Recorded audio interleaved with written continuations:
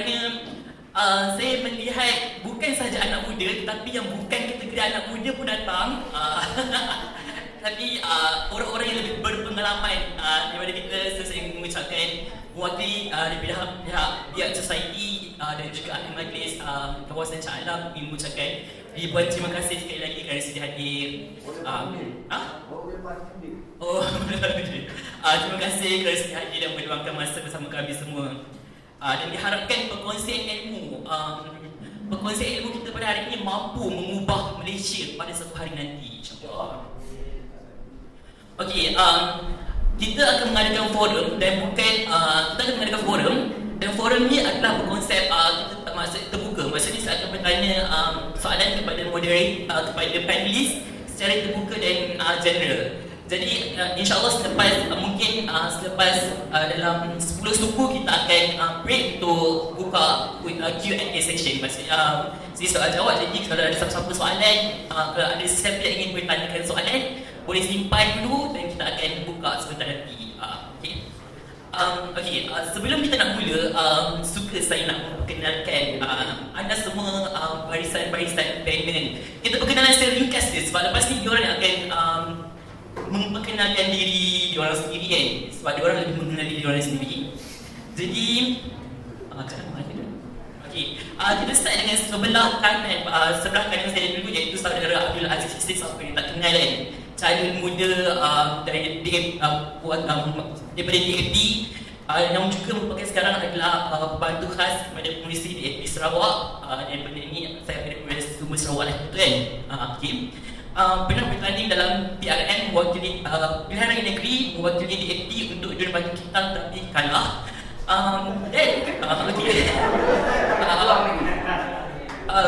Bagus juga lah kalah, kalau tak mungkin ada dekat sini kan. Ada hikmah dia dekat sini.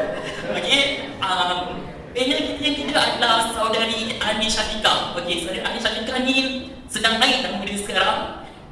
Beliau merupakan seorang jurucakap kepada gabungan tangkap Minister Official 1,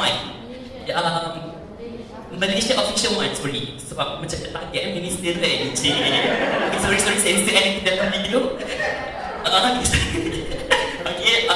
Sekarang bukan seorang pelajar, mesti lagi seorang pelajar di Universiti Malaya.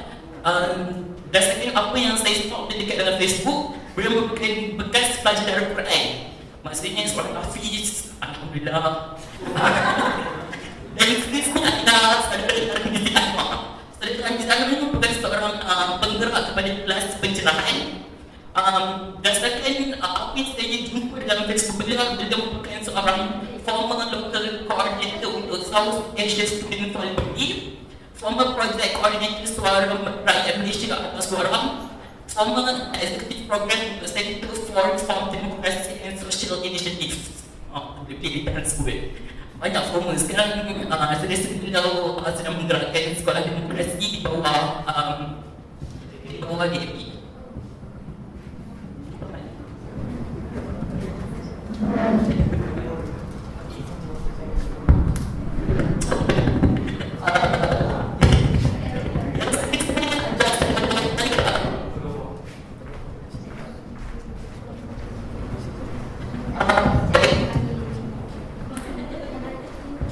Dan akhir sekali adalah saudari Taira, merupakan seorang aktivis. Kalau dulu saya rasa beliau sebelumnya merupakan seorang pelajar USIM dan mengambil bidang undang-undang. Dan berdasarkan apa info yang diberikan kepada saya adalah beliau pernah menyertai barisan undangan untuk bersih baik macam tu lebih kurang. Perkenalan.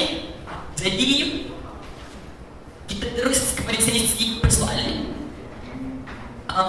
Saya tanya kepada saudara Abdul Aziz sebabkan beliau merupakan seorang, sekarang kita boleh bilangkan dia seorang politician. Saya nak tanya, mana dia soalan dia? Sekarang kita dapat lihat orang muda banyak menyertai atau menggelarkan diri mereka aktivis semata-mata untuk mendapat perhatian dan juga tempat daripada golongan parti-parti politik. Maksudnya mereka cuba untuk menjadi ahli politik melalui aktivis. Adakah anda setuju dengan komen yang tersebut? Terima kasih kepada Assalamualaikum dan salam sejahtera. Soalan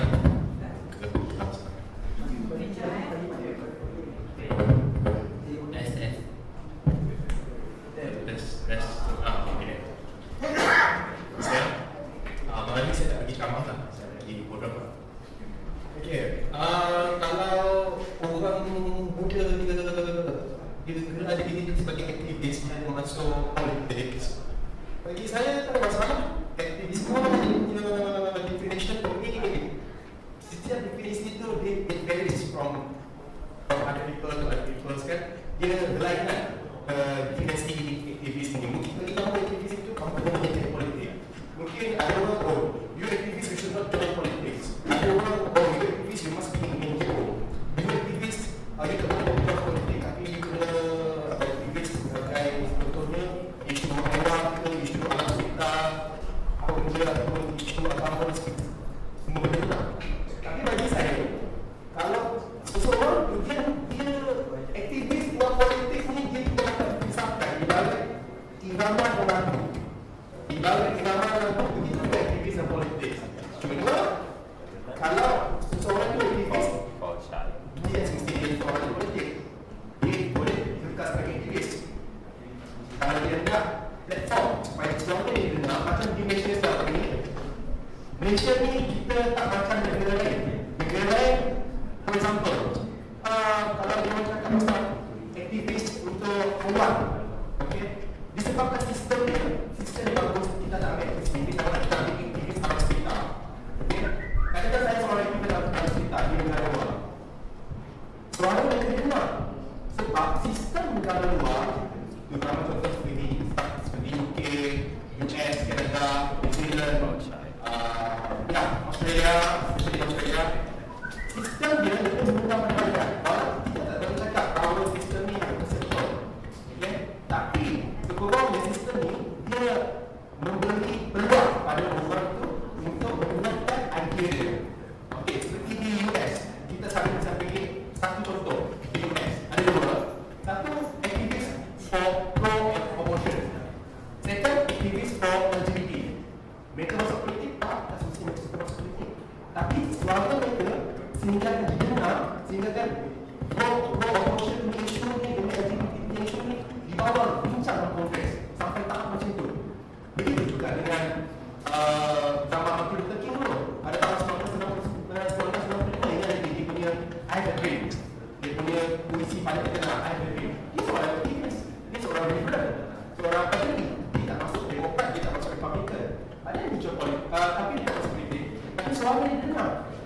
Macam Malaysia ni, suara kita begitu kecil. Ada, sebenarnya ada. Cuma sistem yang ada pada sekarang tidak berpihak pada rakyat. Pada contoh, okay, kita tengok, kita perlukan satu gerakan yang besar macam bersih, baru dia akan jadi, baru dia akan tak sampai tahap tu menyebabkan berlakunya reformasi pilihan raya. Macam takat M01, macam takat M01.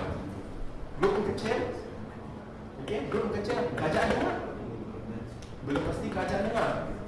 Begitu juga semasa sedap. So, sebab tu kita terpaksa, ramai aktivis di Malaysia, dia terpaksa menyertai politik supaya suara mereka didengar. Satu lagi masalah dia tidak Malaysia ni, parti politik tidak kisah sama ada mana-mana parti politik sekalipun, Barisan atau Pakatan ataupun PSM ke, parti-parti di Borneo ke, parti politik kita tidak dapat mengatakan bahawa setiap parti dia ada sikap bias. Dia ada sikap bias. Jadi kalau orang itu dia memperjuangkan apa yang dipercaya, contoh dia memperjuangkan baik kita ambil contoh dia memperjuangkan alam sekitar. Tapi bila dia masuk contoh ke Barisan ke atau Pakatan ke atau ke mana-mana parti, dia akan terpengaruh dengan ideologi parti tersebut. Jadi nak tak nak, ini ada dia you need to join politics.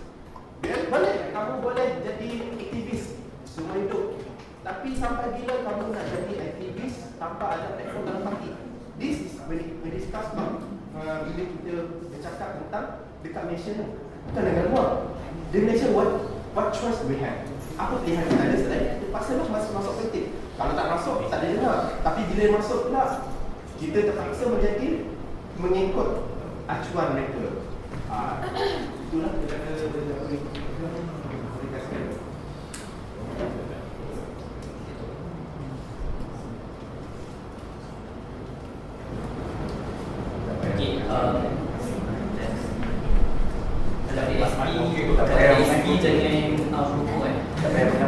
anak muda ni suara mesti. Okey. Kita ingin main.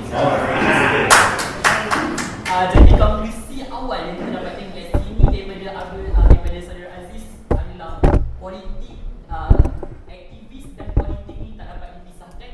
Ada satu point, akhirnya kita perlu suara aktivis ni perlu didengar. Okey, kita tinggalkan Saudara Aziz sebentar. Jadi kita bergerak kepada Saudara Anis. Untuk mengetahui semua, Saudara Anis ni baru balik daripada polis dan bersyukur dia tak tahan. Masih mampu melihat dunia. Satu benda yang saya sangat respect kepada Saudara Anis ni adalah beliau merupakan masih lagi seorang pelajar. Dan kalau kita tengok, kalau sebagai saya sendiri, bila saya menyertai program, even sekadar program politik, saya akan ditentang oleh keluarga-keluarga saya kerana selalunya program-program join mesti yang berhaluan kiri. Jadi tak ada family yang nak tengok anak dia sengsara disebabkan oleh mengambil risiko dengan menyokong yang berhaluan kiri. Jadi saya nak tanya kepada Saudara Anis, bagaimana anda menghadapi ataupun berhadapan dengan cabaran daripada keluarga yang mungkin mesti ada provocation daripada keluarga juga kan, dan mungkin tidak setuju dengan apa yang anda lakukan sekarang ini?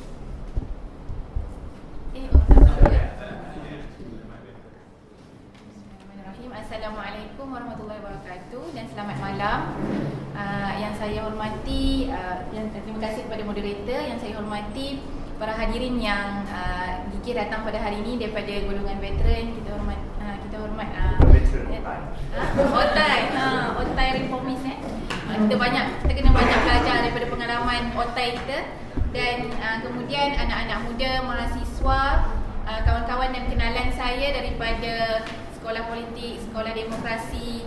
Di situlah saya kenal ramai sahabat-sahabat saya yang datang pada hari ini pun ramai daripada sekolah demokrasi lah. Promote sikit lah kan.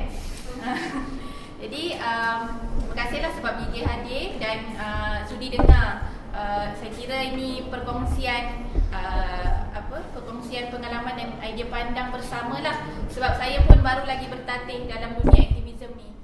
Belajar pun tak habis lagi kan. Ada lagi satu semester lagi di Universiti Malaya. Dan tentang persoalan lah, terus kepada menjawab persoalan moderator tadi tentang bagaimana nak menghadapi halangan lah, ataupun kekangan daripada keluarga dan sebagainya. Mungkin saya tidaklah terlalu berada dalam golongan yang diopres ataupun ditekan oleh keluarga, sebab keluarga saya tak menghalang untuk saya melibatkan diri dalam aktivisme. Dan mula saya melibatkan diri dalam aktivisme adalah waktu saya diploma dulu. Mungkin lebih kepada persatuan yang skema-skema lah, yang program dan sebagainya. Masuk pula ke tapi waktu diploma lagi saya dah cuba menjinakkan diri. Kita try nak tengok, nak explore demonstrasi ni macam mana kan. So tak semestinya kita pergi demo tu sebab orang kata kalau contohlah macam ada individu ataupun pertubuhan tertentu dia disuruh pergi ke demonstrasi. Tapi saya tidak. Saya pergi ke demonstrasi bukan sebab ayah saya suruh, bukan sebab persatuan saya suruh, tapi sebab saya nak tahu demonstrasi tu macam mana. Jadi saya pun try lah explore sendirilah macam mana sebenarnya demonstrasi, himpunan aman dan sebagainya. Mungkin pada awal penyertaan saya dalam aktivisme waktu dalam umur 20-an lah, 20 sekarang pun 20-an lagi. 20 lah, dalam umur 19-20 macam tu.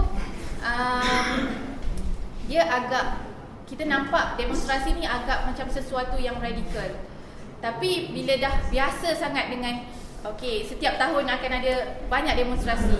Jadi macam kerajaan seakan-akan kita nampak dah immune dengan apa yang rakyat buat, terutamanya himpunan aman dan sebagainya. Tapi kita tidak nafikan ada sebilangan ataupun sebahagian demonstrasi yang memberikan kesan kepada kerajaan. Berbalik kepada soalan tadi berkenaan dengan penyertaan saya dalam aktivisme. Keluarga mungkin tidak begitu menghalang, tapi biasalah mak ayah keluarga bila saya balik kampung dalam kereta tu kenalah bebel macam tu lah kan. Biasalah mak ayah mesti nak tengok anak dia habis belajar tak naklah sampai kena tangkap dan sebagainya. Tapi bila saya agak terkejut sebenarnya bila saya membuat keputusan untuk keluar lagi lah daripada mungkin sebelum ni saya masuk dalam dunia aktivisme sekadar orang kata observer ataupun sekadar peserta. Tapi kali ini cabaran yang saya terima adalah mengendalikan sendiri demonstrasi. Walaupun tak banyaklah pengalaman lagi, cuma saya kira ni satu proses untuk saya belajar. Dan yang saya terkejut tu family saya tak terlalu mengekang. Tiba-tiba mungkin sebelum ni ayah lah yang sentiasa pesan kata jangan ke depan sangat, jangan demo-demo sangat. Boleh nak turun demo tapi jangan lebih-lebih kan. Kita ni tengah belajar lagi, dah habis belajar barulah ni kan. Ayah pesan macam tu. Tapi bila tengok tiba-tiba anak dia buat keputusan macam ni, jadi ayah pun macam redha. Dia macam tak apalah, dah itu yang kau minat kan. So go on. Sekali dah pergi, teruskan. Sebab apa? Sebab kalau kita berpatah balik sekalipun, kita tak belajar something. Jadi untuk menjawab soalan tu mungkin saya bukan orangnya lah, sebab saya tak dapat orang kata tekanan yang banyak daripada keluarga saya. Walaupun pakcik saya sendiri polis. So dalam grup WhatsApp family yang besar tu memang bising jugalah. Cumanya sekejap-sekejap lah ramai juga yang menyokong. Jadi saya tak boleh nak komen lah tentang cabaran tu. Jadi saya sangat hormat dan bangga dengan family. Sepatutnya ibu bapa lebih ramai menyokong anak mereka menyertai aktivisnya. Saya tepukkan saya. Seterusnya kita bergerak kepada saudara Tarmizi. Saya nak tanya, pada waktu zaman sekarang ada anak muda yang sanggup tinggalkan kerjaya mereka sendiri dengan gaji yang sangat selesa, dengan posisi yang sangat selesa untuk semata-mata untuk menjadi aktivis, untuk menyertai aktivisme ni. Jadi apa pandangan anda? Baik, terima kasih kepada saudara moderator, pengurusi kita. Terima kasih yang sudah hadir, sama ada barisan panelis dan juga barisan yang hadir pada malam inilah. Baik, antara soalan yang diberikan adalah berkaitan dengan mengapa anak muda ataupun individu-individu ini mereka cenderung untuk meninggalkan pekerjaan mereka yang gajinya khususnya selesa, tapi mereka sanggup mengkorbankan perkara itu dan mengambil jalan yang agak sukar. Soalan ini sedikit bagi saya sangat signifikan dengan saya. Kenapa? Kerana sebenarnya saya belajar dahulu semasa saya graduate UPM 2008-2012 dalam bidang pendidikan jasmani. Saya dalam bidang pendidikan jasmani dan saya ditawarkan menjadi guru di sekitar Selangor lah. Cuma tak confirm lagi sekolah mana masa tu. Cuma saya dapat ditawarkan posting di Selangor. Tapi bagaimanapun saya menolak. Saya menolak ketika itu atas faktor sistem yang ada dalam pendidikan kita. Baik, pada pandangan saya ini adalah antara dilema dan ini adalah realiti yang berlaku di mana saja, dan especially di Malaysia lah. Kenapa saya kata begitu? Kerana ramai mereka yang selesai sahaja pengajian, khususnya di universiti, selesai saja pengajian mereka di universiti, mereka tenggelam dalam sistem yang ada. Dalam sistem yang ada ataupun dalam fenomena selepas kau habis belajar kau kena kerja. Dan mereka yang bekerja, kebiasaannya mereka tenggelam dengan komitmen-komitmen mereka yang ada. Keperluan-keperluan semasa yang mereka ada. Mereka perlu berkeluarga, mereka perlukan kereta untuk pergi kerja. Dan sehingga kan ada banyak lagi perkara yang telah menjadi satu komitmen kepada seseorang individu itu, daripada terus untuk pergi kepada aktivisme. Tapi bagaimanapun tidak menafikan ada beberapa orang dan ramai yang saya kenal sebenarnya mereka daripada background sama ada corporate ataupun government sector yang sepatutnya mereka sudah selesa dengan gaji-gaji mereka, tapi mereka pilih untuk, dan saya fikir ini adalah satu kesedaran yang ada dalam jiwa seseorang itu. Dalam kita nak mengubah sesebuah masyarakat ataupun political environment dalam sesebuah negara, perkara ini saya melihatnya dia ada dua perkara penting. Kalau saya boleh kategorikan mudah, aktivisme ini pada asalnya dia ada dua sektor yang besar, iaitu sama ada kuasa ketiga ataupun masyarakat sivil. Dan ramai sebenarnya orang keliru di antara kuasa ketiga itu apa dan apakah itu masyarakat sivil. Kuasa ketiga ni secara khususnya dia adalah mereka-mereka yang terlibat dengan gerakan-gerakan yang bertujuan politik.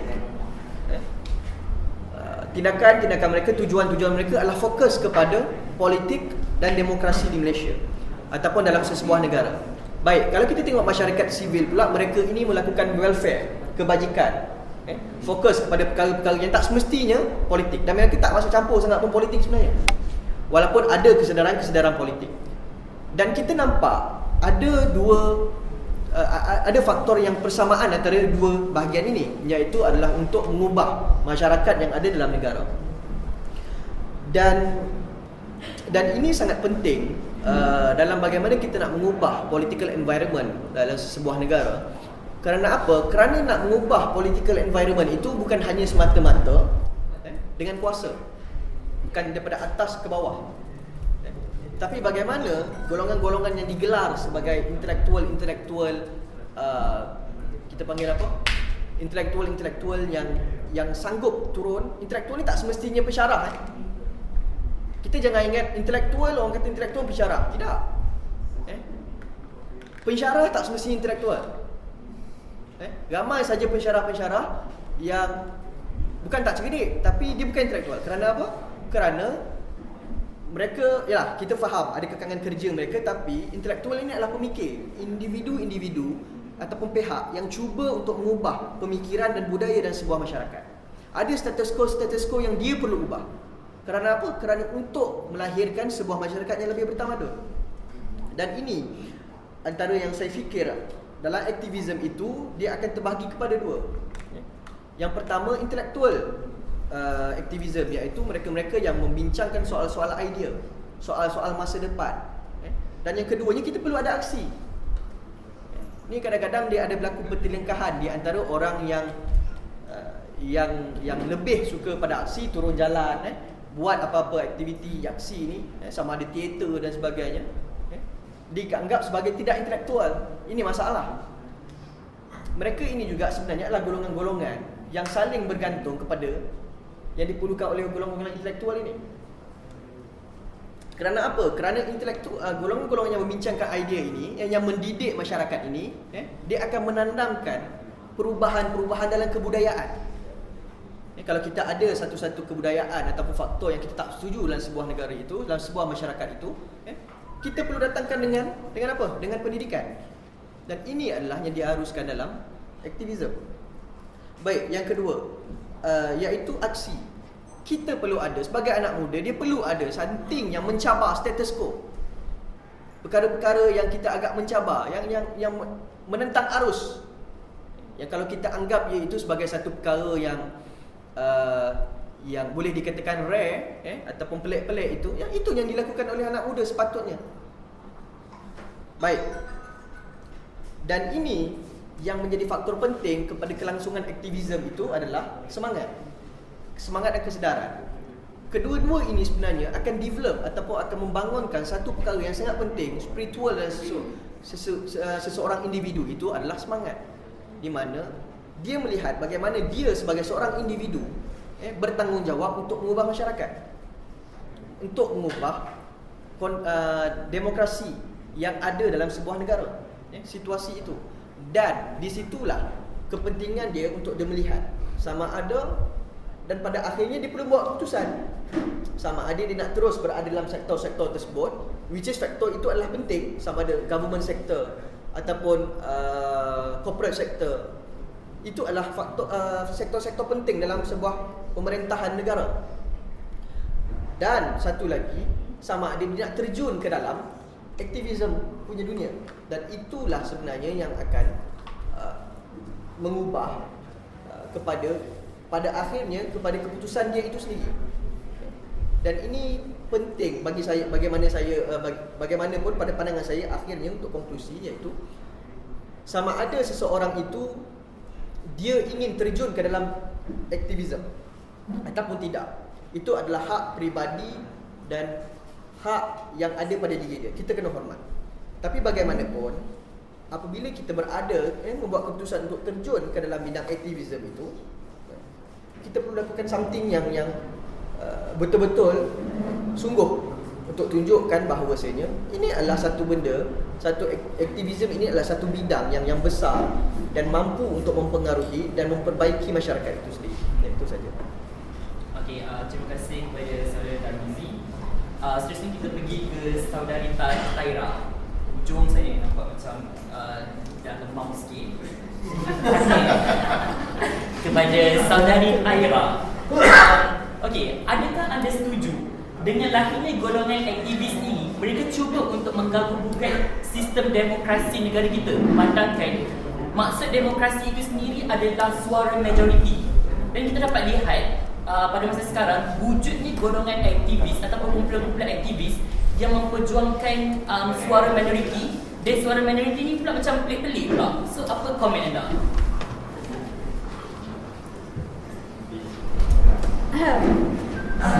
Bismillahirrahmanirrahim. Assalamualaikum warahmatullahi wabarakatuh. Yang pertamanya saya ucapkan terima kasih kepada Biak Society dan Office Syakir Amir kerana sudi menjemput saya.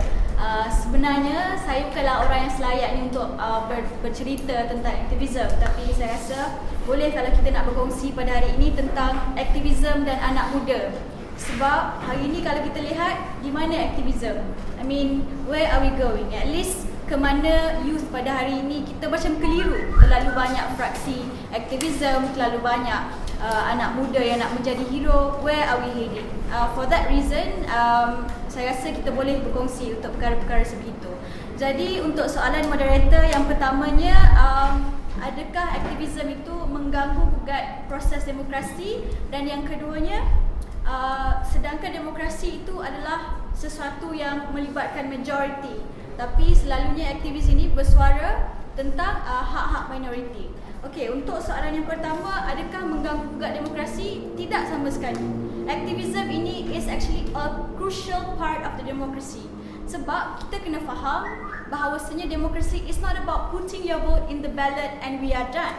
It's a long way to go. I mean, even if you voted for the person you like the most, macam mana you nak adakan the check and balance, keseimbangan terhadap kerja-kerja yang dilakukan oleh politicians dan sebagainya. Jadi aktivisme ini iaitu kalau dalam forum ni kita tak terlalu define apakah itu aktivisme. Jadi aktivisme kat sini yang saya nak highlight dalam konteks apa yang akan saya bincangkan adalah tentang kuasa ketiga, iaitu aktivisme yang sekurang-kurangnya bukan political party aktivisme. Aktivisme seperti Third Force, seperti Bersih dan sebagainya, dan NGO dan CSO.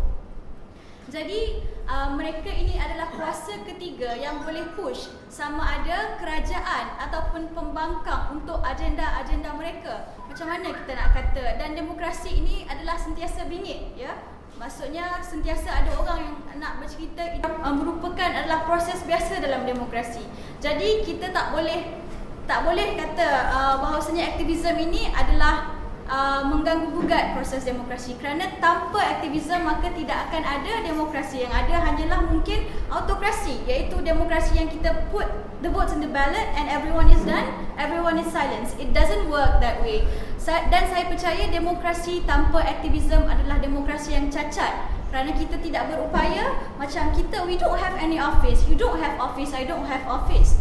But sebagai masyarakat madani ataupun masyarakat sivil yang sedar tentang hak kita, kita berhak untuk pergi maki kita punya ketua kampung ataupun kita punya MP for not doing a good job. And I think that is very crucial. You don't need an office for that, and it's a part of democracy.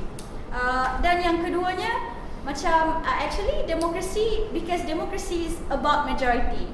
I beg to disagree, because democracy is not about majority. It's about what if you are ruled by the tyranny of the majority. Obviously that what happens in Malaysia, right? And even walaupun kita nak cakap macam benda tu adalah majority. Last PRU, Pembangkang menang 52 undian popular. It's majority already, but we didn't form a government, meaning that aktivism adalah sesuatu yang kita perlukan. Dan aktivism adalah a continuous process and a viable process for everyone to enter the platform dan be part of the activism changes and decision making. Kerana macam untuk mengelakkan daripada the tyranny of the majority. And macam dalam demokrasi, it's about the right of the minority as well. So itu adalah perkara-perkara penting yang kita perlu ambil kira dalam demokrasi dan aktivism. Dan sebelum itu, saya ada satu luahan perasaan dan perkongsian tentang aktivism. Saya rasa aktivism di Malaysia, we are lacked of honesty, direction and also vision. Why? Is because kita tak tahu kenapa kita di sini. I mean, why are we here? What we are doing is very short term and superficial. Because actually sekarang ni, as my opinion, we are in a revolution of our own. Apa yang kita lawan dan aktivism, you and me, we need to realize that hari ini kita adalah sedang melawan rejim, iaitu satu sistem pembodohan. You can take activism simply, bagi sup dekat orang ataupun menulis di artikel, dapat share di Facebook. It's not about that. It's about changing the mind. And bila kita kata the end goal of activism is to fill the office, saya rasa kesal dan saya rasa ini tak patut ada dalam pemikiran anak muda. Because kita tengok banyak social movement dan activism tak masuk office pun, tak jadi politician pun, it can be successful. But the most important thing is that bukan you akhir sekali jadi politician. Akhir sekali is that how many changes yang you boleh buat kepada masyarakat. Dan hari ini kalau ada beberapa perkara yang saya nak anda semua ambil daripada forum ini adalah you need to effect the changes. You like find your aspiration, find your inspiration. It's not about being a politician. It's not about jadi politician ataupun field office. Saya kesal bila tengok terlalu ramai rakan-rakan ataupun anak muda. When you enter office, where your activism goes? It's like the end goal of the activism for most of us is just to fill office. So saya rasa itu adalah banyak macam marah actually. It's just a reminder, and it's just like a stressing point untuk kita. Sebenarnya kita kena tahu why are we here, why are we doing activism. Activism at some point is actually a luxury. Don't find fortune in activism. Make changes. I mean, a lot of people actually trying to use the platform to be known and whatnot. Don't do that. Be honest to the agenda and the changes that you want to do. Saya rasa itu menjawab kepada persoalan yang diajukan oleh moderator. Terima kasih Saudara Taira. Dua benda yang saya belajar pada malam ini adalah demokrasi sentiasa bingit. Bingit betul sekarang ni. Dan yang kedua adalah demokrasi tanpa aktivism cacat. So saya setuju dengan Saudara Taira. Terima kasih atas pandangan tersebut. Jadi kita balik kepada Saudara Aziz. Okey, sebelum saya nak menyoal Saudara Aziz, saya terjumpa satu video yang sangat famous tentang beliau dan beliau pernah mengungkapkan kata ini, frasa ini. Tangkap ini hantu, tangkap ini penyamun, tangkap ini perompak, sapu dia keluar, buang dia sampai ke Laut Cina Selatan. Wow, baku-baku empat waktu tu kan. Sekarang baku-baku empat lagi. Jadi persoalannya kepada saudara Aziz adalah sekarang kita tengok macam anak muda menyertai aktivism yang adalah kita dapat lihat macam semata-mata untuk mendapat populariti, semata-mata untuk muncul dalam TV dan muncul dalam kereta akhbar dan untuk dibangga-banggakan di penduduk kampung di orang lain. Jadi, apa pandangan anda apabila ramai anak muda yang menyertai atau menggelar diri mereka sebagai aktivis ni hanyalah untuk meraih populariti? Okay, terima kasih soalan tersebut. Bila kamu tanya saya, saudara tadi tanya saya, kalau orang muda dia masuk jadi aktivis sebab dia nak popular, apa salah jadi popular tu tak? Tak tak? Tak salah jadi popular, berdosa jadi popular? Tak.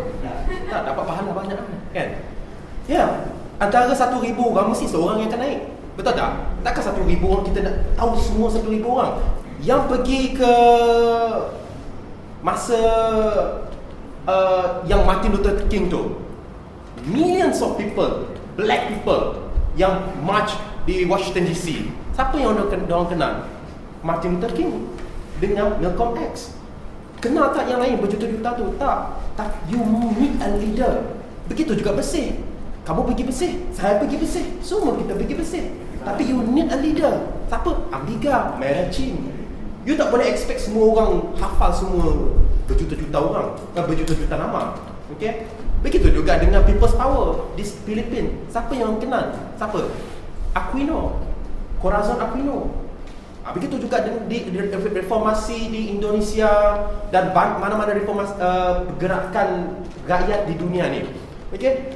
Bila kita orang muda ni, kamu, saya, kita semua yang depan sini pernah juga jadi muda. Yes. Anwar Bahim pernah jadi muda. Kita pun semua pernah muda, kan? Saya sekarang masih muda, kamu masih muda.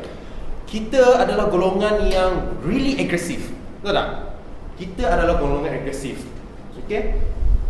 Golongan yang mana rebellious, memberontak. Orang muda ni golongan ni memberontak.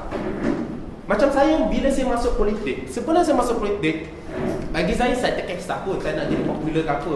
Bersih pun saya nak pergi juga, mana-mana pun saya nak pergi. Tapi masalahnya di Sarawak, you see, the situation in Sarawak kita tengok berbeza di Semenanjung. Di Sarawak, you tak jumpa orang muda yang boleh lead the people of Sarawak. Okay? Saya pernah baca satu benda ni. Kalau kita tak mulakan sekarang, bila lagi? If we don't start it now, when? Kalau saya tak mulakan 3 tahun lepas, saya rasa saya tak jadi calon pada pilihan raya lepas. Saya jadi calon tak semestinya saya nak menang. Okay? Yang penting mesej saya ke depan. Apa mesej saya? Mesej saya, setiap kali saya cakap benda yang sama. Kalau saya berani, saya nak kamu berani juga. Kalau saya tak berani, kamu tak berani, sampai bila kita nak ubah satu kerajaan ataupun nak membuat satu perubahan. Karl Marx, kita tengok di Karl Marx tu, di Communist Manifesto. Okay? Communist Manifesto, apa yang dinyatakan dalam Communist Manifesto? Apa yang saya faham Communist Manifesto ni, okay? Dia macam ikan salmon. Tahu ikan salmon? Saya bagi satu contoh ikan salmon. Ikan salmon, dia kalau dia nak melahirkan anak, dia nak bertelur, dia nak menetas, dia akan naik ke atas. Tahu tak? Dia naik ke atas, dia akan bertelur. Lepas dia telur, ikan salmon tu akan mati. Yang akan lahirkan generasi baru. Understand? Begitu juga saya. Kita kena berkorban. Maksudnya di sini kena berkorban. Seorang kena berkorban. Kalau kita tak mula langkah, kalau kamu tak mula langkah, saya tak mula langkah. Contoh Amiga, Merah Chin Abdullah. Kalau dia tak mula langkah bersih ni, ada tak bersih? Tak ada. Anwar Bahim, kalau zaman dekat peristiwa Baling tu, yang orang kebulur tu, kalau Anwar Bahim tak mula kegerakan, ada orang sedar? Tak ada orang sedar. Begitu juga dengan Filipina. Kalau Corazon Aquino tak lead, Corazon Aquino, she is a reluctant leader. Dia macam Wan Azizah, a reluctant leader. Dia bukan legal leader ataupun yang seorang yang charismatic leader. She's a reluctant leader. She was a reluctant leader. Dia secara tidak sengaja termasuk dalam kancah politik sebab lelaki dia, Benigno Aquino, mati kena tembak. Jadi dia terpaksa lead the people in Philippines. Kalau dia tak lead, rasanya Philippines pun teruk juga. Begitu juga di Indonesia. mesti ada seorang yang lead. That's why saya fikir balik, after study saya ambil political science. Saya boleh kerja bank, saya boleh kerja mana-mana institusi politik atau mana-mana tempat. Saya boleh kerja kerajaan. Saya boleh kerja sebab family background saya memang daripada Barisan Nasional. But why I choose DAP? Why I choose to enter politics at very young age, at the age of 23 years old? Saya masuk politik sebab saya nak tunjuk pada orang, jangan bila kita dah tua nanti baru kita nak masuk politik. Okay? Saya sebenarnya kalau saya bagi pandangan, saya tak suka nak bagi pandangan berat sebelah. I like to give pandangan yang independent because my background is political science. But then for this example, I have to be a bit biased lah. Okay? Kalau kita tengok Barisan Nasional, daripada parti Barisan Nasional, bila dah umur 40, 50 baru masuk politik. When you, orang Melayu ni umur dia berapa? Kita bukan Yahudi. Yahudi boleh hidup sampai 80, 90 because of makanan dia. Orang Melayu, orang Melayu berapa umur dia? Dia boleh sampai 70 ataupun 65. Pada time kamu jadi YB umur 50, 55 kamu dah mati. Apa yang kamu nak perjuangkan? Betul tak? Ada orang, kalau kita dah berumur baru nak masuk politik, okay, tak apalah, one term je pun. Lepas one term ni tak payah apa. Your vision tak ada. Tapi kalau kamu masuk politik at the very young age, at least kalau kamu buat mistake, you learn for the mistake. Kamu belajar daripada mistake yang kamu buat, belajar daripada kesilapan yang kamu buat. Anak buah yang buat kesilapan. Tak ada orang perfect, tak ada orang yang maksum. So, bila saya masuk politik at very young age, at least, okay, saya kalah ni tak apa. At least, I have another vision for the next 5 years. Kalau lagi tak apa, ada lagi 5 years. So, in the end of the day, saya tak nak orang nanti, bila saya dah tua nanti orang cakap tanya saya, Aziz, what have you accomplished in your life? Kalau orang tanya kita, what have you accomplished in your life? Takkan kita, saya bangun pagi, lepas tu pergi kerja, balik, tidur, buat anak, lepas tu kahwin, lepas tu tunggu pencen. So, apa semangat kita pada masyarakat? Kita nak tak perlu kita nak cerita sejarah, tapi kita kena bagi, okay, yang mana percaya pada Tuhan, yang, okay, kita tunjuk kepada Tuhan. Tunjuk kepada Tuhan apa kita boleh buat. Apa tujuan kita dah lahir ke dunia? Ada kan? Tujuan kita lahir di dunia ni untuk bekerja dengan kerajaan, bagi kerajaan bergerak seperti sedia ada kerja dengan kerajaan, lepas tu pencen, angkat telefon, reception, lepas tu belajar tinggi-tinggi, dapat PhD, sekadar dah dapat doktor, tapi bila dah jadi dapat PhD, sekadar tunggu profesor saja, tunggu pangkat, tak ada yang nak tunggu ke padang ke ataupun share your ideas with the people. Ini masalah dekat Malaysia. And saya notice satu benda yang dekat Malaysia ni, masalah yang sekarang saya tengok sekarang, gerakan yang kita ada, okay, gerakan tu ada. Apa yang menjadi stumbling block, yang menjadi batu penghalang kepada agenda, daripada membuatkan agenda kita daripada tercapai. Salah satu daripadanya perkauman. Percaya tak saya? Perkauman. Tengok sini, berapa ramai Cina? Seorang saja Cina. Berapa ramai India? Berapa ramai? Okeylah, Dayak tak ada. Orang asli semua Melayu. Kita memang semua setiap pada kita nak perjuangkan satu benda yang bagus, which is good. Tapi terlalu Melayu. You know? Ada Cina terlalu Cina, Indian terlalu Indian. Cuba kamu tengok di Thailand. Okay? Gerakan baju merah, baju kuning. Baju kuning daripada Parti Abhishek Vejajiva. Baju merah daripada Taraktai. Thaksin Shinawatra. Thaksin Shinawatra orang Cina. Yingluck Shinawatra orang Cina. Tapi yang sokong Taraktai dengan baju kuning ni orang Siam, orang Cina. Tak kisah bangsa. Begitu juga di Indonesia. Yang masa reformasi 1998 di Indonesia, gerakan reformasi, ada orang Islam, ada orang Kristian. Di Filipina, tak kisah kamu Tagalog, anda cakap Tagalog, kau orang apa, as long as you're Filipina. Tapi kita ni, gerakan dah ada.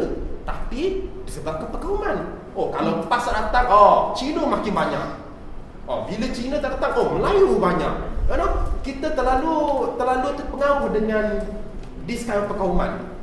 So, the best thing is benda paling asas adalah untuk gerakan ini ke depan, maju ke depan, kamu kena fikir sebagai seorang rakyat Malaysia. Kamu lahir sini, kamu hidup sini, kamu mati kat sini. Orang Cina lahir kat sini, dia tak ingat pun, tak tahu pun negara Cina. Orang India lahir sini, dia tak tahu pun negara India. Kamu yang lahir sini, kamu tak tahu pun Indonesia. Betul tak? Orang Melayu datang sini pada tahun 1411, betul? Pada zaman para Mesuara, mana Melayu?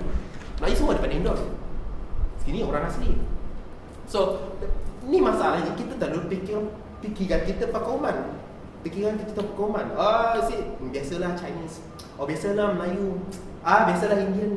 Can you just think like Malaysian? Kalau kita bersatu sebagai orang Malaysia, macam Olimpik. Kalau kita bersatu fikiran kita sebagai rakyat Malaysia, I think bersih tu tak ada bersih 5. Bersih 2 je kita ada boleh ubah kerajaan. Betul? Yes. Begitu juga di Sarawak. Kamu tengok SOS. Sarawak mau Sarawak kill. A lot of people chanting this SOS. Tapi masalahnya SOS dimonopoli oleh golongan Dayak. Dimonopoli oleh golongan Dayak. Mana ramai orang Melayu dalam SOS? Mana ramai Cina dalam SOS? Sebab bila dia agenda, dia punya vision, like siapa bagi tahu tadi, vision dia tak ada. Vision daripada gerakan tu tak ada. Dia segada nak itulah sama macam popular. Okay? Tapi kalau kita niat kita bagus, kita bagi tahu orang, okay, kita itulah kena sama-sama. Saya bagi satu lagi contoh terakhir. Katakan saya seorang aktivis. Katakan saya seorang wanita. Okay? Katakan saya seorang wanita yang bertudung. Saya seorang aktivis. Aktivis apa? Saya sedang menyebarkan dakwah saya supaya orang wanita yang tak bertudung, orang Islam, pergi ke bertudung. Macam mana cara dia? Macam mana? Kita nak orang sayang pada Islam. Macam mana? Kalau orang bertudung duduk dengan bertudung, dia tak duduk dengan orang tak bertudung, sampai bila-bila pun matlamat dia tak akan tercapai. Sebab dia hanya pada bersama diri sendiri dia. Dia dah tahu dah orang tu bertudung. Kenapa dia tak mix, tak ada integrasi? Sampai bila-bila dia tak bertudung. Lepas tu kita kutuk dia. Sebab tu matlamat dia tak tercapai. In order untuk matlamat tu capai, orang itu kena ubah dia punya mentaliti. Bukan ubah kerajaan, tapi mentaliti ubah. Kalau nak ubah kerajaan, mentaliti tak ubah, sama juga dengan apa yang ada sekarang. Mentaliti kena ubah. Mentaliti ubah, baru okay, kalau dia bertudung, alhamdulillah. Contoh saya bagi, kalau pernah saya seorang aktivis wanita yang hendak wanita ni berhijab. Jadi kalau kita nak adaptasi dengan apa yang berlaku sekarang, orang Melayu je, orang Cina je, India maka sakti je lah. Tak ada pun suruh orang Melayu faham tak apa maksud maka sakti. Ada tak suruh orang Cina faham tak maksud maka sakti Hindrah tu? Okay? Yang daripada Melayu tu faham tak apa maksud maka sakti? Tak ramai tahu. Apa kita Melayu tahu? Kita sebab tu betul juga, dia punya gerakan tu blur, vague, tak jelas. Kita hanya fikir babi haram, pegang wanita haram, haram. Benda kecil nampak, benda besar tak nampak. Matlamat kita yang besar, bukan kecil ni. Tapi sebabkan benda kecil ni menyebabkan matlamat besar kita tak tercapai. Sebab tu aktivisme dekat Malaysia ni, saya tak cakap gagal. Dia it's moving, cuma tak mencapai matlamat dia. Kita tak mencapai ke sana sebab kita terlalu concern benda kecil-kecil ni sehingga kan kita lupa. Bila kita concern sangat benda kecil-kecil, last takkan tak jadi lah matlamat kita. Itu saya. Jadi kalau nak popular tak ada masalah. Kalau nak popular, semua orang nak popular, betul? Okey, terima kasih. Jadi konklusi yang saya nampak kat situ adalah bila kita nak ubah kerajaan, benda yang paling penting kita kena ubah adalah mentaliti kita. Jadi promote lah kepada penduduk kampung anda, ubah mentaliti dulu, baru kita boleh ubah kerajaan. Itu yang saya nampak daripada panjang lebar daripada Saudara Aziz tadi. Sebelum saya nak bergerak pada seterusnya, saya nak bergerak pada Taira dulu. Saya nak mengungkit balik tentang demokrasi tanpa aktivisme ni adalah cacat. Tapi sekarang ni pernah berlaku dan sekarang kita tengok ada aktivis yang bergaduh sesama sendiri. Jadi apa pandangan saudari tentang perkara tersebut dan kenapa benda ni berlaku? Okay. Seperti yang saya katakan tadi, activism is a part of demokrasi dan demokrasi memang bingit. Dan bergaduh sesama sendiri ni, macam mana nak cakap? Yes, it happens. Just like sebab itulah kita perlukan sesuatu yang honest to the agenda. Aktivis bergaduh sesama sendiri ni boleh jadi banyak sebab. Ada yang berebut jawatan, ada yang bahan fun. Benda tu kita tak payah nak apa orang panggil innocent lah. It happens in activism. People steal money and everything. Itu sebabnya saya katakan dan saya tekankan daripada awal itu tadi, activism should be honest and you should be sure of your agenda. And aktivis sesama aktivis bergaduh ni, kalau kita nak maki parti politik sebab bergaduh sama diorang, aktivism pun sama. Sebab the same thing happens. Because you are chasing for popularity, you chasing for the chair, you chasing for the position. That's why bagi saya satu prinsip dan value yang kita kena pegang sebagai anak muda untuk terjun ke dalam politik dan activism in this context especially, is to be sure the principle and the values that you need to hold on to. Kalau tidak, ini kan kita nak mengubah mentaliti masyarakat, nak menukarkan kerajaan. Kita duk tukar orang yang kat dalam office kita tu je lah kan. Sebab itulah bagi saya penting perkara-perkara begini. Dan kita kembali balik kepada the basic, which is why are we doing it. Jadi saya rasa benda ni, dan sebagai contoh aktivis bergaduh sesama aktivis dengan masalah teknikal yang sebegitu ataupun masalah aliran. Sebagai contoh apa orang panggil ISMA bergaduh dengan Gamis. Sebagai contoh kalau benda tu tak di kampus. Dan saya rasa dianya berakar di masalahnya di kampus lagi. Kalau kita lihat macam mana gym boleh berpecah belah dan sebagainya ya. Di kampus saya rasa satu lagi perkara yang kalau boleh sepatutnya tidak berlaku adalah macam mana parti politik ini, aktivisme ini sangat terikat dengan parti politik. Macam mana bagi saya dalam pemerhatian dan observation saya, kenapa aktivisme di kampus hampir mati adalah kerana front line ataupun gerakan mahasiswa di kampus sangat terikat dengan parti. Bila PAS pecah, macam mana student punya movement dan organisation pun boleh pecah? Sebab itu kita kata aktivisme ini perlu ada agenda mereka sendiri dan perlu independen. Saya rasa ini kembali balik kepada macam mana feudalism dan illusion of power kita. Macam at the end of the day, it's about people hearing out to us. It's not about making changes. It's about how many people will listen to us and how many things we can benefit from it.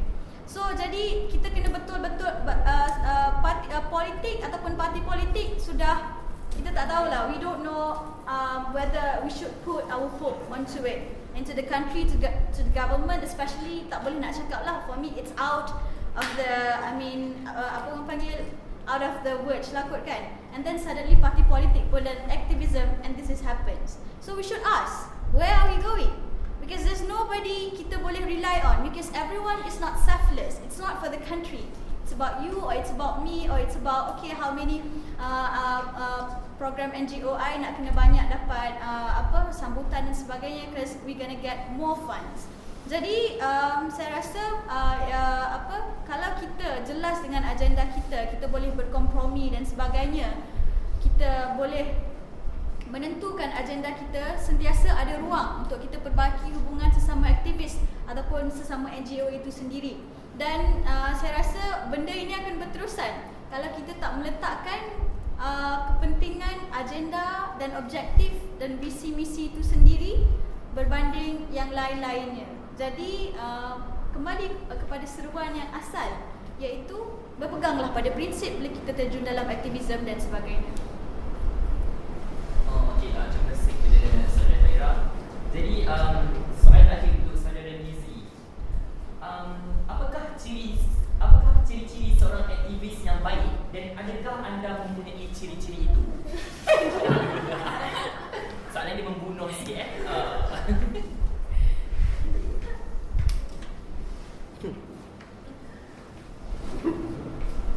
Ini soalan KBKK apa ni? Alright. Baik, terima kasih kepada saudara moderator sekali lagi. Baik, soal apakah ciri-ciri yang baik ini, saya fikir adalah satu yang ia sangat subjektif.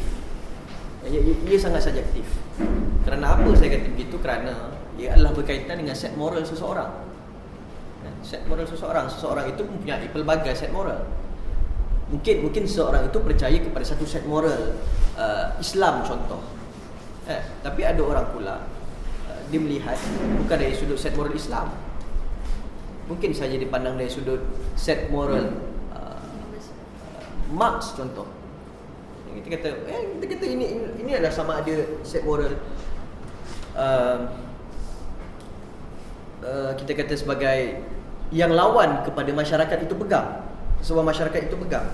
Cuma yang kita lihat, boleh kita konklusikan sebagai satu perkara yang universal itu adalah perkara-perkara penting, sama ada dia punyai oleh aktivis ataupun bukan aktivis. Ya. Sama ada orang tu aktivis ataupun bukan, dia tetap perlu ada satu ciri yang memang dia kena ada, iaitu contoh kalau saya fikir dia perlu keterbukaan. Dia perlu keterbukaan. Kerana apa? Kerana bagi saya antara perkara yang penting itu adalah dengan keterbukaan itu dia punya satu idea dan satu pandangan yang bagaimana dia ingin melihat situasi tempat persekitaran yang dia duduk itu menjadi sebuah tempat yang lebih baik. Tempat yang lebih baik sama ada dari segi kondisi ekonomi, sosio-politik, sosio-budayanya itu menjadi satu perkara yang yalah, apa yang kau nak dalam hidup kan, apa yang kita nak dalam hidup. Kita nak hidup ini adalah bahagia. Kebahagiaan, siapa yang tak nak kebahagiaan? Dan ini perkara penting yang perlu dilihat dari konteks yang pelbagai. Kerana apa?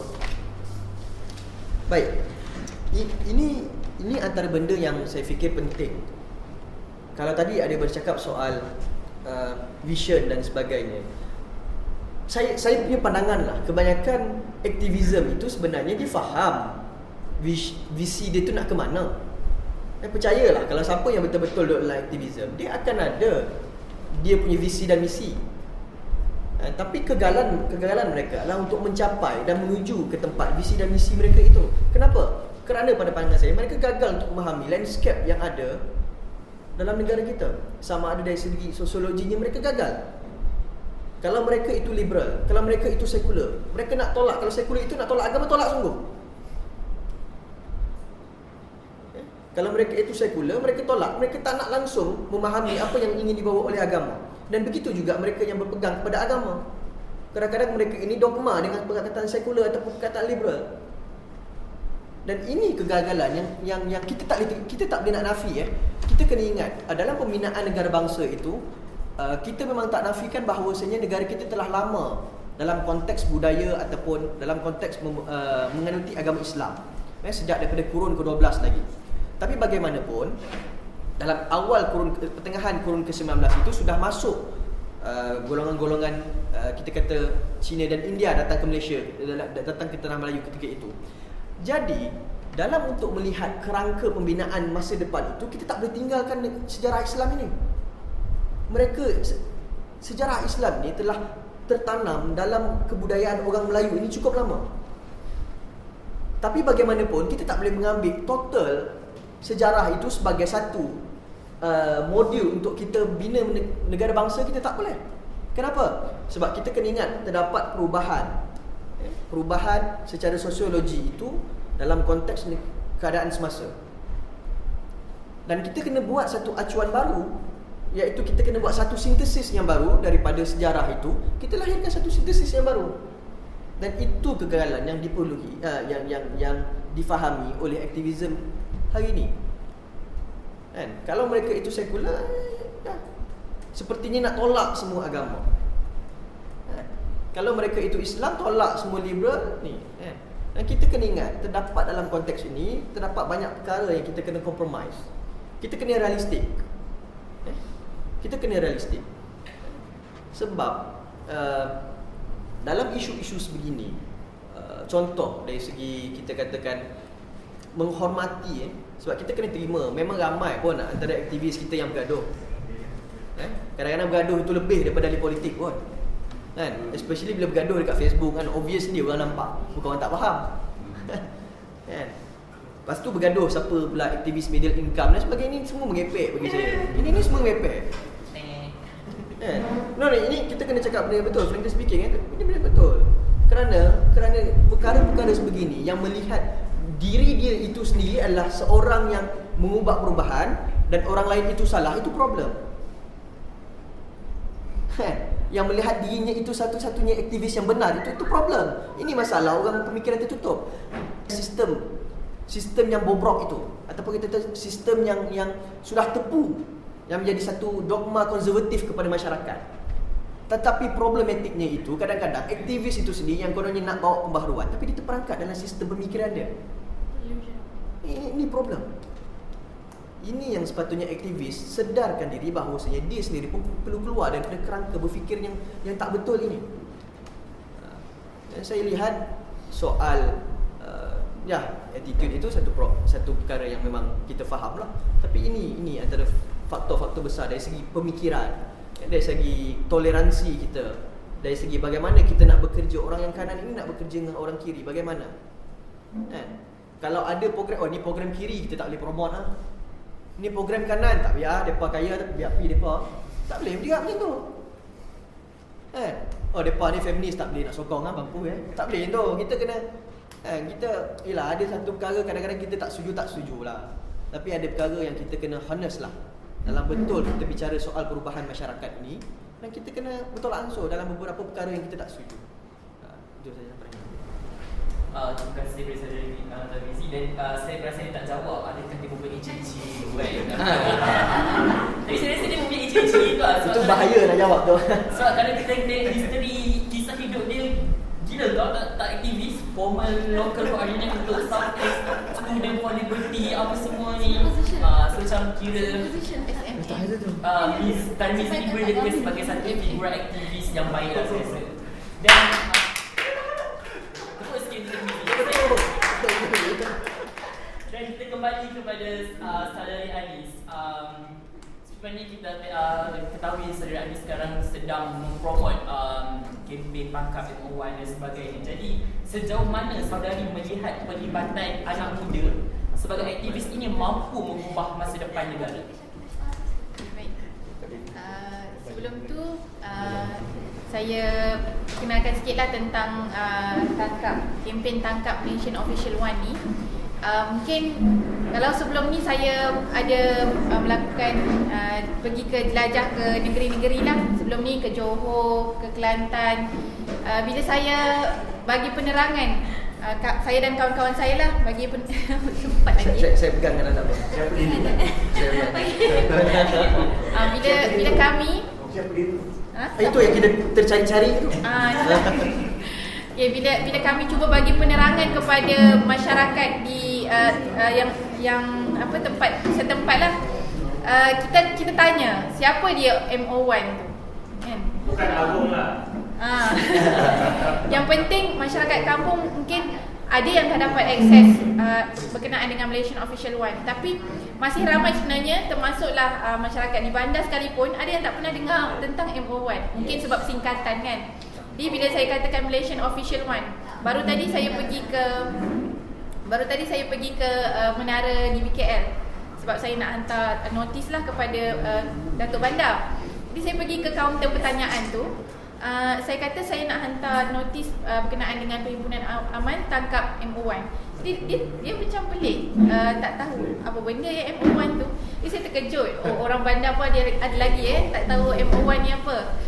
Jadi saya kira macam mungkin ramai yang dah dapat maklumat yang yang banyaklah tentang Himpunan Tangkap MO1 ni, tapi kita tidak nafikan bahawa ramai lagi yang belum mencapai maklumat berkenaan dengan himpunan ini. Jadi berkenaan dengan tujuan kenapa kita sebagai mahasiswa sendiri kita initiate, mahasiswa dan anak muda, kita tubuhkan satu gabungan Tangkap Malaysian Official One. Gabungan, kenapa kita namakan gabungan? Bukan satu gerakan ataupun digerakkan di bawah persatuan dan sebagainya.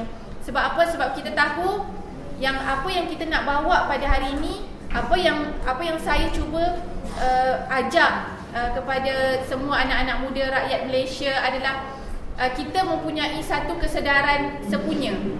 Maksudnya bagaimana kami boleh menggerakkan gabungan Tangkap Malaysian Official One ni adalah start daripada isu yang dikeluarkan, laporan dikeluarkan oleh USDOJ sendiri berkenaan dengan Malaysian Official One dan dua lagi nama tu. Lepas seminggu tu kita tengok tak ada apa-apa tindakan, terutamanya daripada yang legal lah, maksudnya PDRM, SPRM, dia tak bersungguh-sungguh nak siasat. Dan bila kita tengok dari sudut mungkin aktivis-aktivis yang dah kehadapan lah sebelum ni pun macam tak ambil pot isu ni. Jadi kami student, kami rasa takkanlah kita tahu student pun rakyat Malaysia, kita nak berdiam diri. Kalaulah saya ni tak adalah berani sangat pun. Sebelum ni pun tak adalah pernah keluar ke apa. Saya buat keputusan untuk terima cabaran ini adalah kerana yang pertama sekali saya rasa malu. Kenapa saya malu tapi saya memberanikan diri? Sebab teruknya Malaysia ni dah sampai ke luar negara. Takkanlah kita rakyat Malaysia kita rasa macam okey je lagi macam tu. Bayangkan kalau rumah kita perompak masuk. Ya, perompak masuk rumah kita. Lepas tu kita buat report polis. Polis tak buat apa-apa. Kita rasa marah tak? Mesti kita rasa marah. Jadi macam itulah. Tapi yang peliknya rakyat Malaysia ni masih lagi rasa macam tak ada apa-apa yang berlaku. Macam tu. Jadi saya nampak ini satu mungkin cara untuk pendekatan untuk kita berikan kesedaran, pendidikan kepada masyarakat untuk kita sama-sama sedar sebenarnya negara kita sekarang ni dah teruk. Jadi bukanlah sekadar emosi ataupun suka-suka. Sebab kata orang aktivis ni dia keluar sebab populis, nak popular, ada isu dia keluar. Kalaulah tujuan kami nak populis dan semata-mata itu tujuan kami, ya kita tidak nafikan apa-apa gerakan sekalipun, apa-apa grup ataupun kumpulan sekalipun, dia akan ada unsur-unsur populis tu untuk menyebarkan apa yang dia cuba sampaikan. Saya tidak nafikan itu, tapi itu bukan tujuan utama. Tujuan utama kita adalah ingin menyampaikan mesej dan kesedaran apa yang sebenarnya yang berlaku sekarang ini. Mungkin kalau sebelum ini saya tidak nafikan lah, saya tak nafikan yang sepanjang kami gerakkan gabungan Tangkap Malaysian Official One ni untuk adakan himpunan aman, ramailah yang beberapa pihak yang mengatakan bahawasanya student ini pergunakan. Ada yang pihak-pihak yang mengatakan ni belakang student ni adalah yang memperkudakan student. Macam biasalah kan. Sebab kita tak nafikan mahasiswa ni still ada kelompok mahasiswa yang masih lagi dicengkam oleh parti-parti politik. Jadi saya tak nafikan itu sebab di kampus sendiri ada mahasiswa amanah, mahasiswa keadilan. Saya tak nafikan kepentingan untuk ataupun hak mahasiswa untuk terlibat dengan parti politik. Saya tidak nafikan itu. Tapi jangan sampai mahasiswa tak ada pendirian. Tidak ada satu view sendiri, apa-apa keputusan nak ikut orang lain. Orang lain yang tolong buat keputusan. Jadi saya nak melahirkan rasa kekecewaan sikitlah. Mungkin ada sebahagian mahasiswa yang tidak menyokong apa yang mahasiswa sendiri buat. Jadi kalaulah sebelum ini dikatakan tangkap MO1 ni kata satu benda yang digerakkan oleh parti pembangkang, dia tolak saya sebagai seorang perempuan, seorang mahasiswi yang tak habis belajar lagi. Itu tidak benar lah. Sebab ini atas kesedaran saya sendiri dan kami sebagai kumpulan mahasiswa dan anak muda, kita rasa dah tak boleh berdiam diri. Kalau kita sendiri diam, kalau semua orang memilih untuk berdiam diri, saya boleh pilih untuk saya berdiam diri. Saya pergi kuliah dengan selesanya. Saya boleh habiskan belajar, saya boleh fokus kepada belajar saya boleh pilih untuk itu. Tapi bayangkan kalau semua orang memilih seperti itu, siapa lagi yang akan bawa? Jadi macam speech pula dah tak jadi forum dah. So jadi macam semangat sikit ya. Jadi saya kira perlu ada satu kefahaman lah bahawa mahasiswa ini saya sokong dengan apa yang Tahira kata tadi tentang independennya mahasiswa. Ya. Jadi kalaulah kita lihat di belakang mahasiswa ni ada dikatakan tangan-tangan gaib dan sebagainya. Itu bukan itu tak ada masalah bagi saya. Independennya mahasiswa ini bukanlah dia anti-partisan, tapi dia non-partisan. Okey, dapat beza tak antara anti dengan non-partisan? Apa yang pandangan saya lah tentang perbezaan antara anti-partisan dengan non-partisan ni adalah anti-partisan ni dia langsung tak nak ambil, maksudnya memang anti lah dengan parti-parti politik ni. Tapi beza dengan non-partisan, bila mahasiswa tidak terikat dengan mana-mana parti politik ataupun secara frasanya independen lah, istilahnya independen, dia boleh bina hubungan dengan semua orang. Ya, kita okey, kalaulah dari sudut istilahnya, mahasiswa ini adalah warga universiti. Istilah universiti itu sendiri adalah berasal dari perkataan universe, betul tak? University kan. Jadi saya mahasiswa yang ambil kos linguistik, so saya berminat untuk mengupas dari sudut linguistik. Jadi bila kita katakan universe, kita perlu bawa satu nilai universal.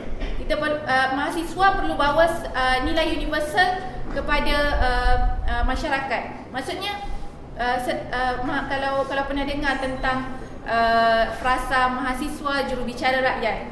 Jadi kita tidak mewakili mana-mana pihak yang berkepentingan, dan mahasiswa bergerak memberi kesedaran kepada rakyat disebabkan atas dasar kesedaran sosial yang ada.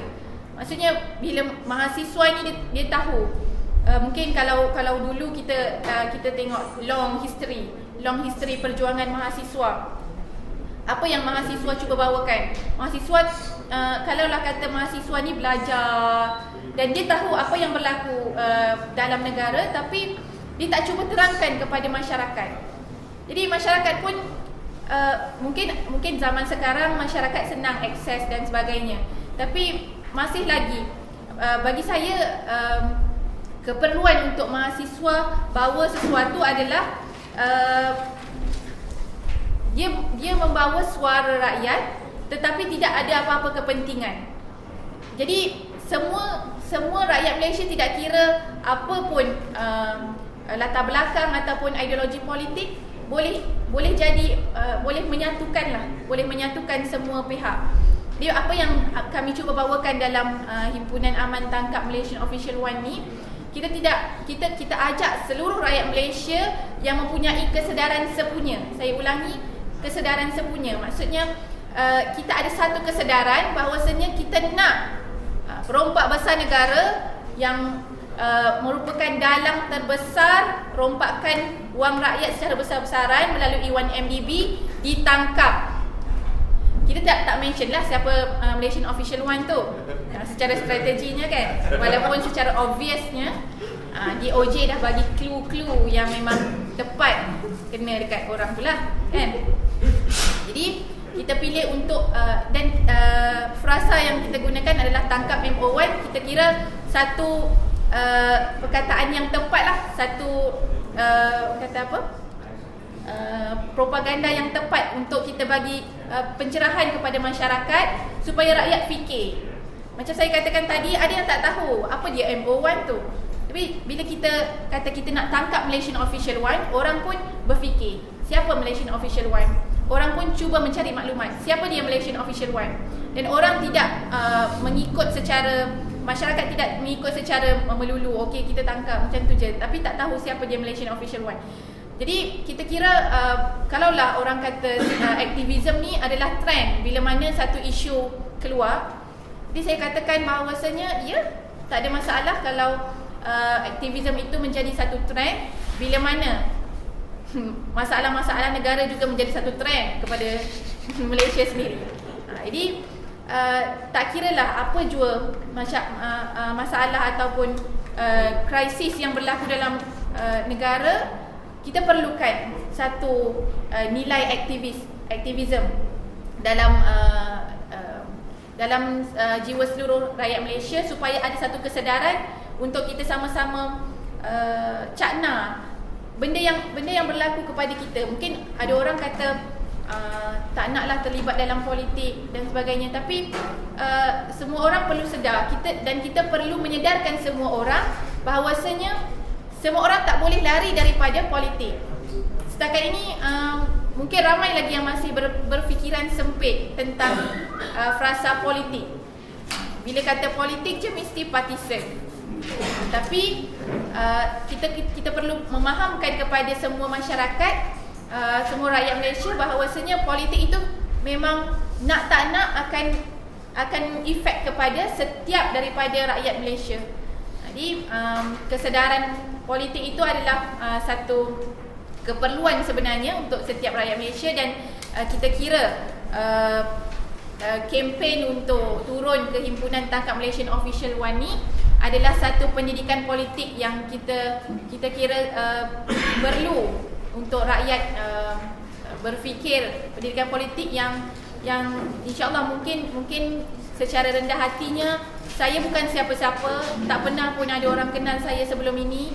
Mungkin usaha saya dan kawan-kawan kerdil aja, kecil, tapi sekurang-kurangnya kita ada satu usaha untuk kita ubah negara kita ni, untuk kita ubah mentaliti masyarakat.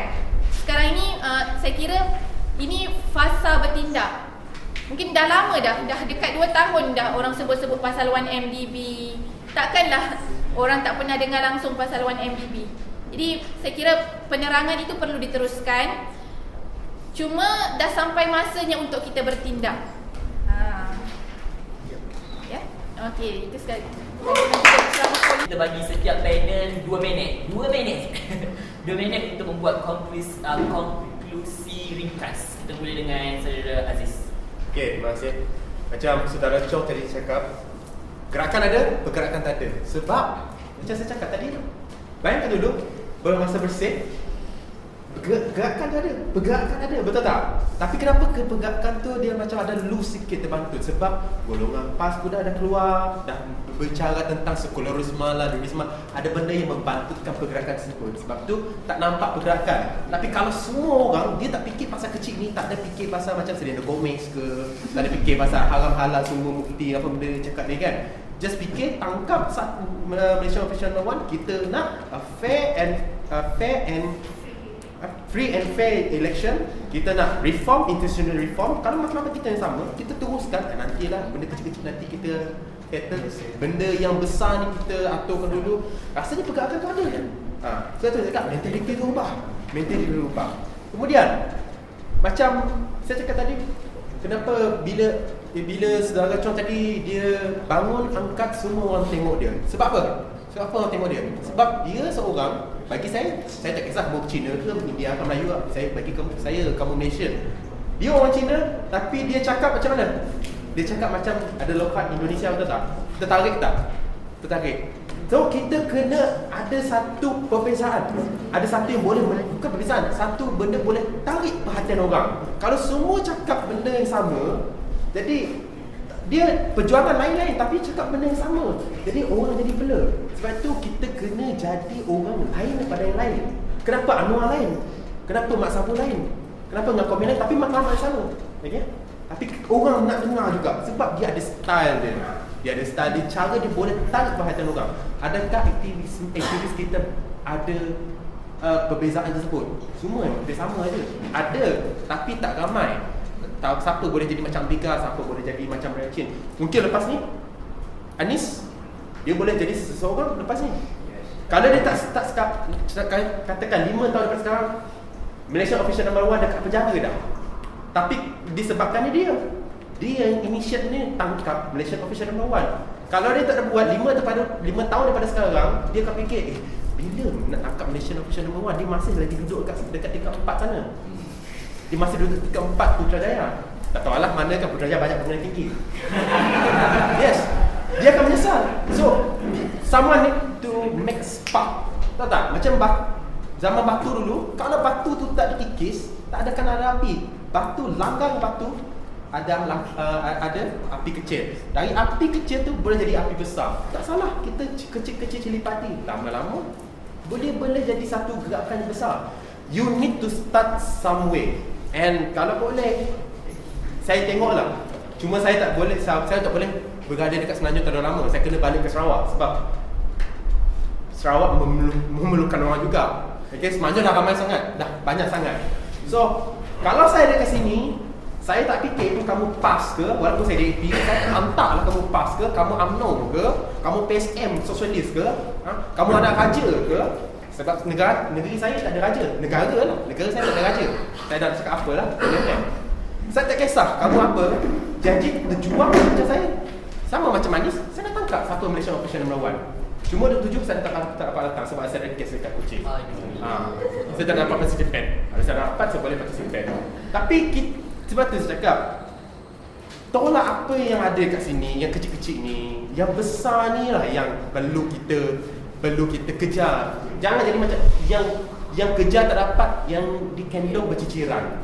Nanti yang menyesal kita pula. 5 tahun nanti benda sama, orang sama juga perintah Malaysia. And the other day, question back to yourself, adakah aku berjaya sebagai aktivis? So itu daripada saya, konklusi saya. Okey, terima kasih. Saudara Anis, 2 minit. Okay. Yang pertama sekali saya nak kongsikan bahawasanya cita-cita saya bukanlah seorang aktivis. Tapi mungkin ini jalan yang perlu saya tempuh dan kita semua perlukan satu kekuatan untuk kita pertahankan apa yang sedang berlaku kepada kita sendiri sebagai rakyat Malaysia. Dan saya ingin kupas sikit tentang intellectual dan intellectual activism. Saya sangat setuju. Masing-masing ada peranan masing-masing. Mungkin kalau dari sudut intellectual dia akan bergerak secara menjadi pemikir dan dia akan menyumbang kepada kumpulan-kumpulan yang melaksanakan aksi dan tindakan. Bagi saya itu satu gabungan yang sangat cantik lah untuk kita buat satu perubahan di negara kita. Dan dari sudut kami mahasiswa dan anak muda yang mencetuskan himpunan tangkap MO1 ni, mungkin usaha kami tidaklah sebesar mana, cuma kami hanya mampu mencetuskan kekuatan yang besar itu. Kita harapkan daripada seluruh rakyat Malaysia yang sama-sama menyokong dan tak kiralah apa pun latar belakang politik. Mungkin dari sahabat-sahabat kita daripada UMNO sekalipun yang memang ada satu kesedaran untuk tangkap perompak besar Malaysia, kita alu-alukan. Tak kisah NGO mana sekalipun, kita alu-alukan untuk kita bersama-sama turun menyatakan tunjuk perasaan kita, menyatakan protes kita kepada kerajaan. Kenapa tidak mengambil tindakan, kenapa tidak dihadapkan ke muka pengadilan. Kalau kawan saya yang menganjurkan jelajah ataupun siri-siri penerangan di kampus kena tangkap dengan polis, kita nak tolong polis tangkap perompak. Kenapa polis nak tangkap kita pula? Kan? Kita nak tolong polis. Polis dah tak nak tangkap perompak. Jadi kita initiate satu benda untuk membantu polis. Jadi kita perlukan satu kekuatan dan satu kesedaran daripada seluruh rakyat Malaysia untuk sama-sama protes pada 27 hari bulan Ogos ni. Dan saya kira tidak perlu ada pergaduhan ataupun perebutan lah masa 27 Ogos nanti, sebab saya pun dah bagi syarat lah kepada parti-parti politik ataupun mana-mana pertubuhan untuk kita sama-sama masa perhimpunan nanti kita tak boleh ada bendera masing-masing. Kita semua sama. Tema kita adalah hitam dan putih. Baju merah tu baju merah tu dia dah bagi hint dah sebenarnya nak join kan. Nak join boleh, nak buat kacau jangan. Jadi kita harapkan kekuatan itulah daripada semua dan mudah-mudahan satu gelombang baru akan muncul selepas daripada 27 Ogos ni, 3 hari sebelum merdeka. Kita nak, kalau sebelum ni pagi tadi polis bagi alasan. Polis bagi alasan kata tak boleh 27 tu buat sebab kita dah set up untuk persediaan sambutan kemerdekaan. Kita nak sambut kemerdekaan lah kan 27 hari bulan ni. Jadi kita pastikan 31 Ogos nanti adalah sambutan kemerdekaan dengan erti kata yang sebenar bagi rakyat Malaysia. Jadi saya harapkan semua yang ada dekat sini, kita sama-sama teruskan usaha-usaha penerangan kepada masyarakat di kampung dan sebagainya. Sebab kita pun turun juga jelajah 20 hari bulan ni di Perak, di Padang Rengas. Kalau siapa yang boleh join tu bolehlah sekali. Baik, untuk konklusi, saya fikir yang pertama antara perkara yang penting adalah bagaimana kita perlu memahami sejarah, kondisi semasa setempat. Jadi daripada situ kita mampu untuk analisa dalam sebuah masyarakat itu dan apa perkara-perkara yang penting untuk kita dahulukan dan apa perkara penting yang kita perlu touch ataupun kita perlu sentuh untuk kita buat pembaharuan. Dan ini sangat penting dalam konteks pendekatan yang kita perlu berikan kepada dia. Sebab kadang-kadang ada satu perkara itu message itu bagus, tapi terdapat permasalahan dari konteks penerimaan orang dan pendekatan yang digunakan oleh seseorang itu. Jadi itu sangat memberikan kesan kepada masyarakat sama ada dia mahu menerima ataupun tidak. Itu antara perkara penting yang untuk kita lihat. Baik, dan perkara kedua yang sangat penting adalah untuk kita meraihkan kepelbagaian dalam konteks gerakan ataupun dalam konteks aktivisme. Tak kiralah kamu ini gerakan kiri, kamu ini gerakan tengah, kamu ini gerakan kanan, ataupun apa saja gerakan. Selagi mana kita mempunyai satu perkara yang menjadi tujuan asas, sebab kadang-kadang citra kita itu sama, cuma pendekatan kita itu berbeza. Jadi apa yang boleh kita lakukan adalah untuk kita cuba untuk buat satu diskusi, kita buat satu perbincangan. Sekurang-kurangnya ada perkara-perkara tertentu kita boleh bekerjasama.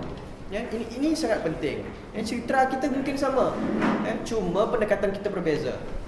Baik, dan ini sebenarnya penting juga. Kadang-kadang kita perlu mencari apakah faktor-faktor yang tidak disentuh oleh orang lain. Kerana apa? Bila terlalu ramai orang berbincang soal politik ini, dia akan melahirkan satu unnecessary competition. Bermaksud pertandingan yang tak diperlukan pun. Dan inilah yang menyebabkan berlakunya pertembungan sama ada dari segi konteks pemikiran ataupun dari segi pendekatan yang untuk mencari siapa lebih popular, siapa lebih mendapat wang ataupun dana, siapa lebih terkedepan dalam gerakan ataupun dalam isu ini. Dan ini satu perkara yang tak sepatutnya berlaku, kerana ia membantutkan isu-isu yang boleh kita bersama secara kolektif. Dan perkara yang paling penting di sini adalah kita memahami konteks aktivisme itu sebenarnya direntas daripada parti politik ataupun rentas politik. Aktivisme ini dia merangkumi segala pihak, segala kecakupan, sama ada di konteks budaya, sosioekonomi, memang sosiopolitik, sama ada agama, kepercayaan, itu semua merentasi. Dan kita kena meraih kerana kita memahami bukan hanya dalam konteks aktivisme itu hanya politik semata-mata. Okey, baik, terima kasih. Terima kasih kepada saudara Tarmizi dan seterusnya kita kepada saudara Taira. Make it short and sweet. Okay, make it short and sweet, 2 minutes. Kalau diberi pilihan dalam 50-60 tahun lagi siap what kind of activist I want to be, the answer would be like this uncles in front of us. Kenapa? Sebab pakcik-pakcik dekat depan kita ni, dia selfless. I mean sampai sekarang is very proud untuk pakai t-shirt Otai Reformasi. Mereka tak end up in a political office, tapi mereka masih bersama gerakan massa dan rakyat sampai sekarang. Dan itulah apa yang kita perlu jadi. Seperti yang Pak Chong tadi kata, aktivisme itu adalah ada gerakan. Apa yang berlaku dekat Malaysia sekarang ni, ada gerakan tapi tak ada pergerakan.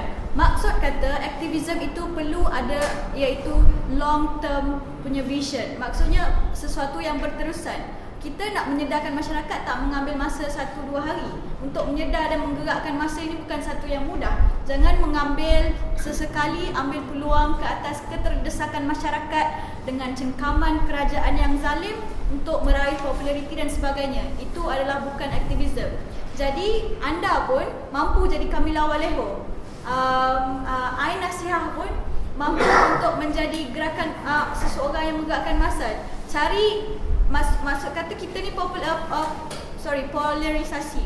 Kita boleh cari dekat mana market dan masyarakat yang kita boleh touch mereka dan katakan pada mereka dan bagi kesedaran kepada mereka, supaya macam Abang Mizi cakap tadi, there's no unnecessary competition and it's not activism, it's everyone's punya obligation. So jadi apa yang saya cuba katakan adalah bukan sahaja parti politik yang mampu buat perubahan. Kita masuk jadi aktivis ini tak perlu pun nak end up dengan parti politik kalau kita kata kita nak buat perubahan. Reformasi 1998 sampai sekarang orang boleh pakai baju otak reformasi. Kerana apa? Kerana ianya menjadi satu titik perubahan. Dan kita tengok Chicano movement dan sebagainya itu adalah movement daripada masyarakat terbawah. Kerana di akhirnya yang terkesan dengan politik pihak atasan ataupun rejim yang zalim ini adalah masyarakat yang di bawah. Jadi kita perlu sentiasa bersama orang-orang di bawah, dan if there's one activism, the purpose of activism is that to be with the people, untuk bersama dengan massa, menggerakkan mereka dan menyedarkan mereka. Saya rasa itu saja. Terima kasih.